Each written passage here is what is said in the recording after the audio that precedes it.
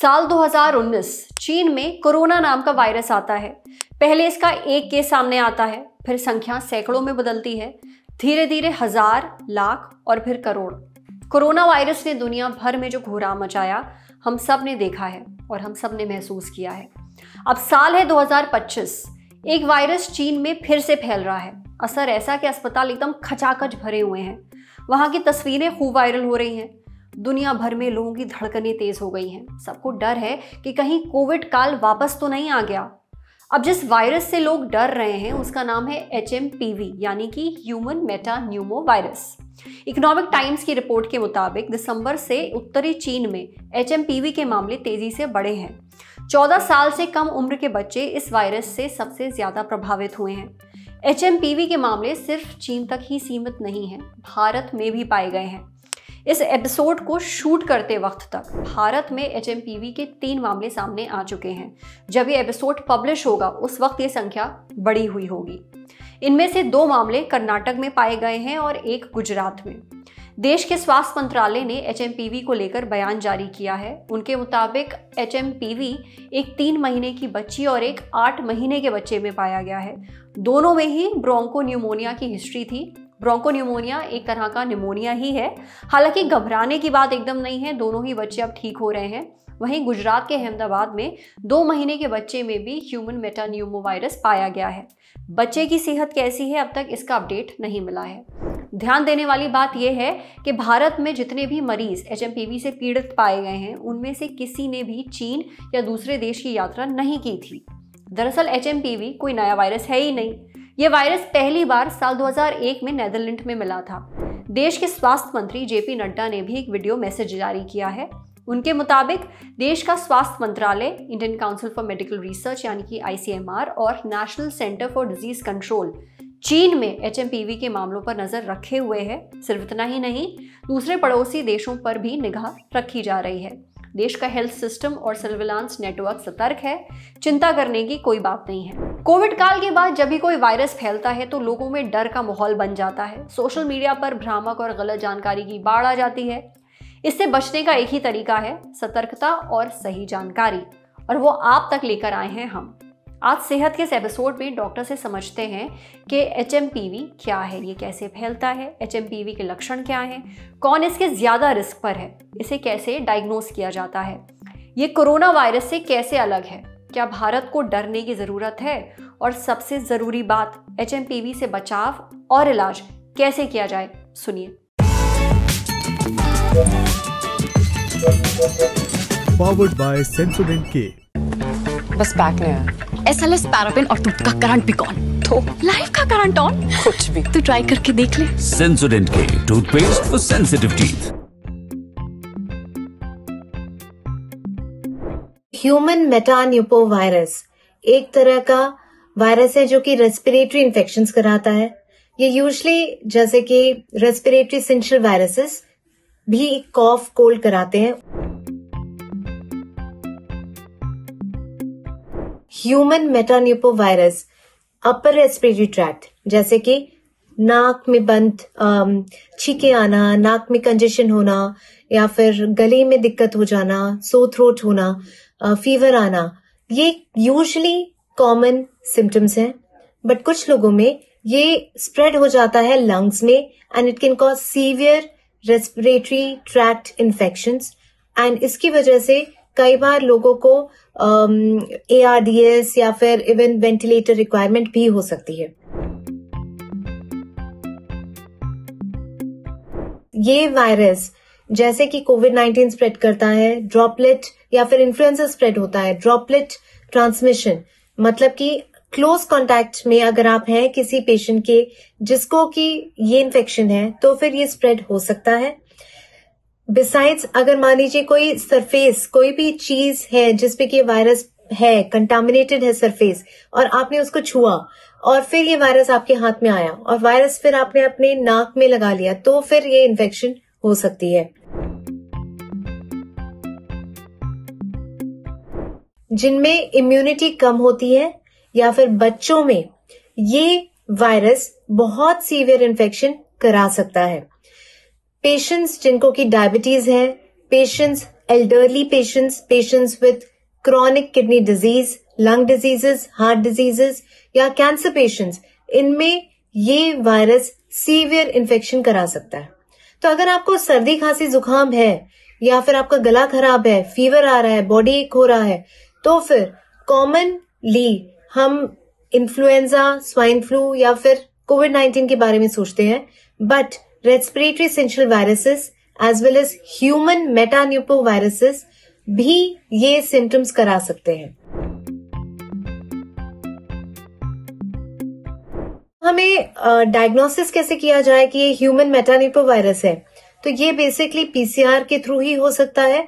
और अभी करंटली हम टेस्ट करा सकते हैं देखने के लिए कि कोई बहुत ज्यादा सीवियर इन्फेक्शन तो नहीं है। So blood test, CRP as well as test for ruling out influenza as well as कोविड-19 किया जा सकता है इन सर्टेन पेशेंट्स जिसमें ये सीवियर हो रहा है।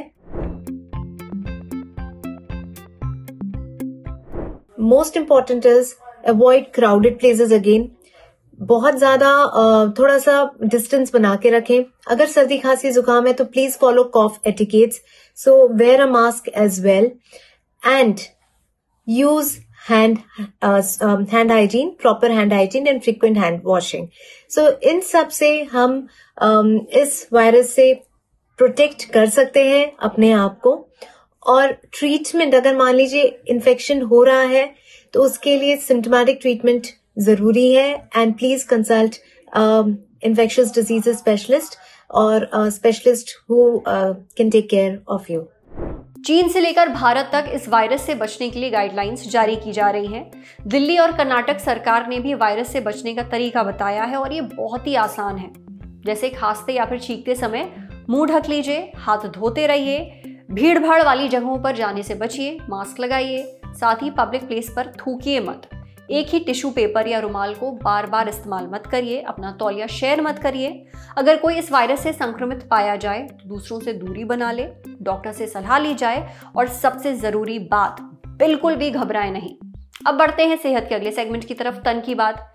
HMPV का A to Z हमने समझ लिया है। अब जान लेते हैं कि कोरोना वायरस और HMPV में क्या फर्क है, क्या ये भारत के लिए खतरा बन सकता है, ये भी जानते हैं।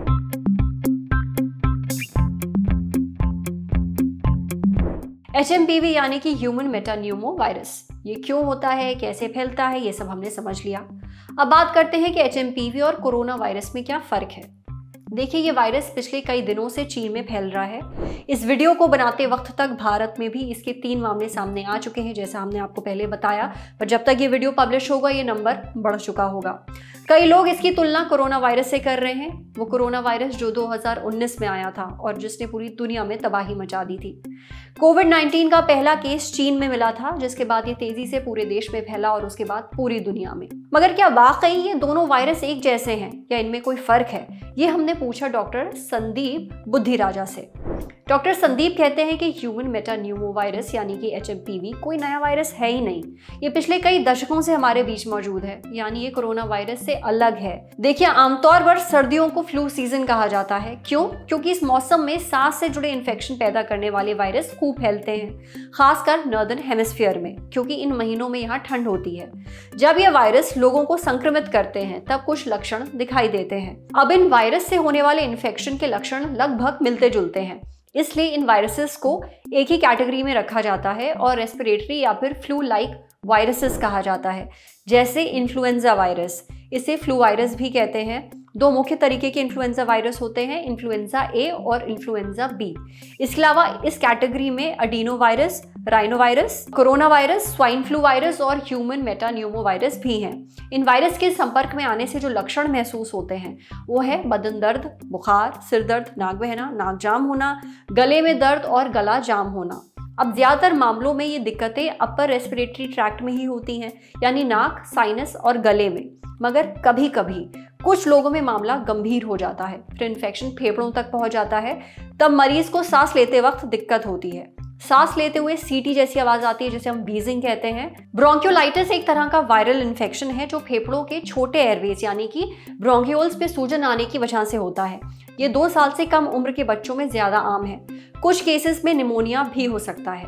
आमतौर पर इन वायरस से होने वाला इन्फेक्शन गंभीर नहीं होता है, उसके लक्षण भी हल्के होते हैं, लेकिन कुछ खास लोगों में ये इन्फेक्शन गंभीर रूप ले लेता है, जैसे 5 साल से छोटी उम्र के बच्चों में, बुजुर्गों में, ऐसे लोगों में जिन्हें कुछ खास बीमारियां हैं जैसे कि डायबिटीज, दिल की बीमारियां, लिवर की बीमारियां, किडनी की बीमारियां, ऐसे मरीज जो डायलिसिस पर हैं, और कैंसर के मरीज, यानी जो लोग कोमॉर्बिडिटी से ग्रसित हैं।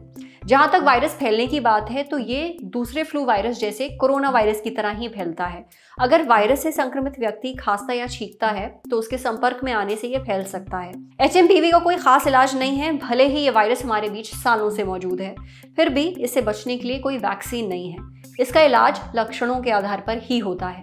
HMPV का इंक्यूबेशन पीरियड 3 से 6 दिनों का है। इंक्यूबेशन पीरियड यानी वो समय जो वायरस के संपर्क में आने के बाद लक्षणों के विकसित होने में लगता है, यानी वायरस से संक्रमित होने का पता आपको तुरंत नहीं चलेगा, बल्कि इसमें कुछ समय लगेगा, कुछ दिन लगेंगे, और आप तब तक जितने लोगों के संपर्क में आएंगे उन्हें भी HMPV होने का रिस्क है। इसलिए सावधानियां बरतना जरूरी है, बिल्कुल वैसे ही जैसे कोविड के समय या फिर किसी भी फ्लू होने पर। आपको मास्क लगाकर रखना है, भीड़ भाड़ वाली जगहों में जाने से बचना है, खांसते या छींकते समय मुंह ढकना है, डिस्पोजेबल टिश्यू का इस्तेमाल करना है, बहुत हाथ नहीं मिलाना है लोगों से, अपने हाथ बार बार साबुन या पानी से साफ करने हैं, सफाई रखनी है, सैनिटाइजर का इस्तेमाल करना है। कोई भी लक्षण महसूस हो तो डॉक्टर से जरूर संपर्क करें और 2-3 दिनों के लिए दूसरों से दूरी बना लें। HMPV चीन में तो तेजी से फैल रहा है, भारत के अलग अलग राज्यों से भी इसके मामले सामने आ रहे हैं। तो क्या चीन जैसी हालत भारत की भी हो सकती है? ये सवाल हमने पूछा डॉक्टर संदीप से। उनका कहना है कि हमें चिंता करने की जरूरत नहीं है, ये कोई नया वायरस नहीं है। हर साल सर्दियों में इसके मामले सामने आते हैं। जब फ्लू से पीड़ित लोगों की संख्या बढ़ती है तो HMPV के मामलों में भी उछाल आता है। जरूरी है आप सावधानी बरतें और घबराएं नहीं, पैनिक ना क्रिएट करें। समझे? अब बारी है सेहत के आखिरी सेगमेंट की, खुराक यानी 86 हेल्थ टिप। ठंड में सर्दी खांसी जुकाम से परेशान हैं, ये चीजें खाइए, आराम भी मिलेगा और जल्दी ठीक भी हो जाएंगे। इस मौसम में लोगों को आए दिन सर्दी खांसी जुकाम हो जाता है। सर्दी खांसी में कुछ ऐसी चीजें खानी पीनी चाहिए जो ना सिर्फ आपको आराम दें बल्कि जल्दी ठीक होने में मदद भी करें। तो कैसी होनी चाहिए आपकी डाइट, ये हमें बताया दलजीत कौर ने। सर्दी में हमें बहुत सी तरल चीजें यानी फ्लूइड्स लेने चाहिए, जैसे कि सूप। अगर गले में दर्द है तो इसे निगलना भी आसान हो जाता है। खाने की कुछ चीज़ों में एंटीवायरल, एंटीबैक्टीरियल और एंटी इन्फ्लेमेटरी गुण भी होते हैं जो हमें मौसमी बीमारियों से लड़ने में मदद कर सकते हैं, जैसे अदरक, शहद, लहसुन, सूप, दही, केला, दालचीनी, लौंग और काली मिर्च। खाने में हल्दी जरूर डालिए। इसके अलावा शहद लिया जा सकता है, चाहे तो इसे गुनगुने पानी के साथ भी ले सकते हैं, पर जिन लोगों को डायबिटीज है या शुगर की समस्या है वो इससे बचें। क्या चीजें नहीं लेनी चाहिए? शराब और कैफीन ज़्यादा से ज़्यादा अवॉइड करिए, ये आपको डिहाइड्रेट करते हैं, यानी आपके शरीर में पानी की कमी हो जाती है। इस दौरान जितना हो सके बहुत मीठा, फैटी या नमकीन चीज़ों से परहेज करें, क्योंकि ये आपके इम्यून सिस्टम को और अधिक उत्तेजित करते हैं, यानी इन्फ्लेमेशन पैदा करते हैं और रिकवरी को और मुश्किल बना देते हैं। आज सेहत में इतना ही। जाते जाते एक ज़रूरी बात, आपको HMPV से डरने की ज़रूरत नहीं है, सिर्फ सतर्क रहने की ज़रूरत है। अगले कुछ दिनों तक HMPV से जुड़ी हर छोटी बड़ी खबर हम आप तक लाते रहेंगे। हमारे साथ कोई जानकारी शेयर करना चाहते हैं तो जो ईमेल आईडी इस वक्त आपको अपनी स्क्रीन पर दिख रही है उस पर हमें मेल भेज दीजिएगा। अपना ध्यान रखिएगा, देखते रहिए ललन टॉप। शुक्रिया।